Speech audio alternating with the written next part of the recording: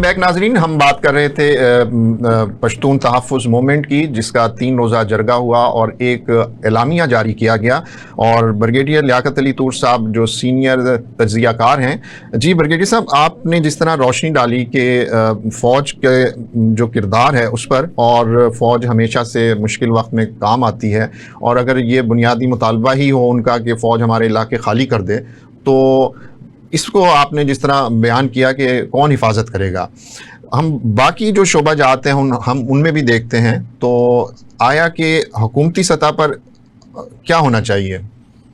میں تو سمجھتا ہوں کہ اس کا سخت نوٹس لینا چاہیے پارلیمنٹ کو بھی، سینٹ کو بھی، اور حکومت کو بھی. ٹھیک ہے. اور اس پہ کوئی سوچ بچار ہونی چاہیے کہ اس قسم کے جرگوں کے بعد اس قسم کے بیانات جو ہیں وہ وطن کی نظریاتی بنیادوں پر حملہ کرتے ہیں.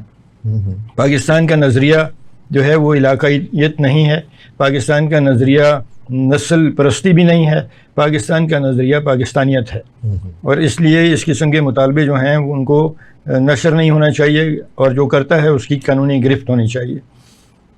فوج نہ صرف دفاع کرتی رہی ہے بلکہ فوج کا بہت بڑا کردار ہے کے پی کے کی اور تمام صوبوں کے اندر. جو تعلیم کے اندر فوج کا کردار ہے وہ سب کو نظر آتا ہے. جی جی بالکل. تمام اے پی ایس سکولز جو ہیں، آرمی پبلک سکولز ہیں، کیڈٹ کالجز ہیں، ان کے اندر فوجیوں کے بچے کی تعداد تو صرف 15 سے 20% ہے. اچھا. 80% تو اس میں عام شہریوں کے بچے پڑھ رہے ہیں. اور ایسے دور دراز علاقوں میں جا کے فوج نے کیڈٹ کالجز بنائے ہیں جہاں پر کوئی آدمی ہمت نہیں کر سکتا، اس کے پاس سیکیورٹی کے وسائل ہی نہیں ہیں. تو وہاں پر تعلیم کا جو چراغ جلاتے ہیں آرمی والے، اس کی قدر ہونی چاہیے، بجائے اس کے کہ آپ فوج کے خلاف نفرت کے بیج بوئیں اور کہیں کہ فوج یہاں سے نکل جائے. کل خدا نخواستہ کوئی جنگ ہوتی ہے اور دشمن آپ پر حملہ آور ہوتا ہے تو کون دفاع کرے گا؟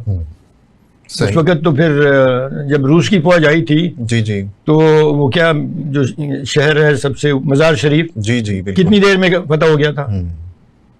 12 گھنٹے میں مزار شریف روسی فوج کے سامنے پکڑے گئے سارے، وہ قبضہ ہو گیا روسی فوج کا. تو اس لیے فوج تو سارے ملک کے دفاع کے لیے، فوج کے اندر تمام ملک سے آئے ہوئے لوگ جو ہیں وہ شامل ہیں، اور دور دراز کے علاقے کے لوگوں کو فوج ترجیح دیتی ہے. فوج نے ہمیشہ یہ کوشش کی ہے کہ بلوچ آئیں، وہ بلوچ جو پنجاب میں سیٹلڈ ہیں وہ نہیں، وہ والے بلوچ جو بلوچستان میں سیٹلڈ ہیں. بلوچستان میں کیڈٹ کالجز بنے ہیں، دور دراز علاقوں کے اندر کے پی کے میں کیڈٹ کالجز بنے ہیں، اور وہ کیڈٹ کالجز بڑی اچھی تعلیم دے رہے ہیں، اور ان بچوں کے ذہن جو ہیں وہ فوج کو انتہائی مثبت نظر سے دیکھتے ہیں، اور وہ بچے پشتون ہیں. جی جی صحیح. فوج کے اندر پشتونوں کی ایک بڑی تعداد ہے، ہمارا بازو شمشیر زن ہے پشتون. بالکل. تو اس قسم کے نفرت کے بیج پشتونوں کے ذہن میں جو بوئے جا رہے ہیں اپنی سیاست کے لیے، وہ ایک بڑا، میں سمجھتا ہوں کہ آئین کے خلاف جرم ہے، اور اس جرم کو اتنی آسانی سے نظر انداز نہیں ہونے دینا چاہیے. اس کا نوٹس لینا چاہیے. ہمارے چیف جسٹس بہت سے وہ نوٹس لیتے رہے ہیں، اس کو کیا کہتے ہیں، خود اختیاری نوٹس، سو موٹو نوٹس. تو اس بات پہ سو موٹو نوٹس کیوں نہیں ہوتا؟ یہ تو آئین کی جڑوں پر ایک خطرناک کلہاڑے کا وار ہے، اور اس وار کو نظر انداز نہیں کرنا چاہیے. بالکل آپ نے صحیح کہا. اچھا بریگیڈیئر صاحب، ہم یہ دیکھتے ہیں کہ اسی بیانیوں کو لے کر جو سیاسی جماعتیں ہیں اپوزیشن کی، ان کے سوشل میڈیا جو ایکٹیوسٹ ہیں وہ بڑا اچھالتے ہیں اور کرتے ہیں کہ وسائل پہ قبضہ کر لیا. جی اور وسائل کھائے جا رہے ہیں، بجٹ کھایا جا رہا ہے، اور اس طرح کا شور مچایا جاتا ہے. تو اس کو آپ اس کے بارے میں کیا کہیں گے؟ وہ بھی دیکھیے، اس کی بنیاد تو سورہ عادیات کی وہ آیت ہے نا، جس میں کہا گیا ہے کہ وَإِنَّهُ لِحُبِّ الْخَيْرِ لَشَدِيدٌ. انسان کی بات ہو رہی ہے نا کہ اپنے رب کا ناشکرہ ہے، خود جانتا ہے، اور مال و زر کی محبت میں انتہائی شدت پسند ہے، انتہائی سخت ہے. تو اس انسان کی کمزوری کو، جو مال و دولت کے ساتھ اس کی محبت کا عنصر ہے، اس عنصر کو پکڑ کے اس عنصر پہ نفسیاتی وار ہوتا ہے کہ وہ تمہاری دولت لے گئے.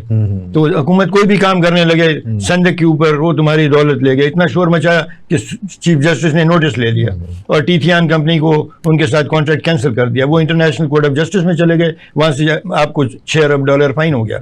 پھر ان کی منتیں ترلے کرتے رہے.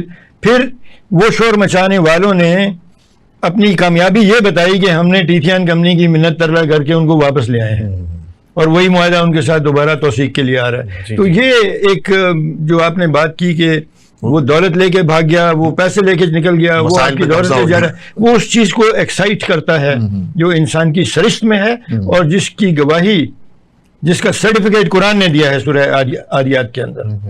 تو یہ مال و زر کی محبت کا جو عنصر ہے اس کا استحصال کرنا بھی غلط ہے.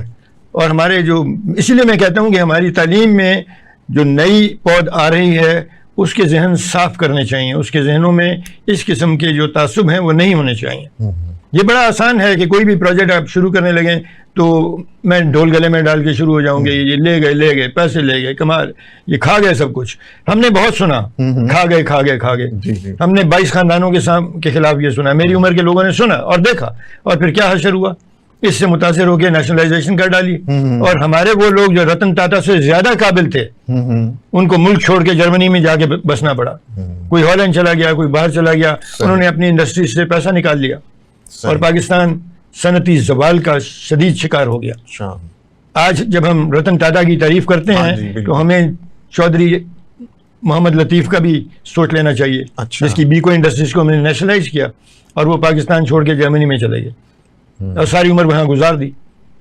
تو وہ بھی اسی چیز کا تھا کہ کھا گئے, لے گئے. اچھا, آپ نے تباہ کر دی ان کی یونیورسٹیز, قبضہ کر لیا. کیا آپ وہ سنہری سورج جو ہے اس کا طلوع کرا سکے جو آپ کہتے ہیں کہ ہم خوشحالی کر دیں گے, روٹی کپڑا اور مکان لے آئیں گے؟ کیا مل گیا ہر ایک کو روٹی کپڑا اور مکان اپنے انڈسٹریلسٹ کو تباہ کر کے؟ پھر بعد میں مانا, جس پارٹی نے کیا, پیپلز پارٹی نے, یہ نیشنلائزیشن کا کام, پیپلز پارٹی نے ہی مانا کہ یہ نیشنلائزیشن غلط تھی. اور میں اس کو بے نظیر کے ظرف کی بلندی کہوں گا کہ اس نے یہ بات مانی, بے نظیر شہید نے, کہ یہ غلط تھی انڈسٹریلائزیشن اور نہیں ہونی چاہیے تھی.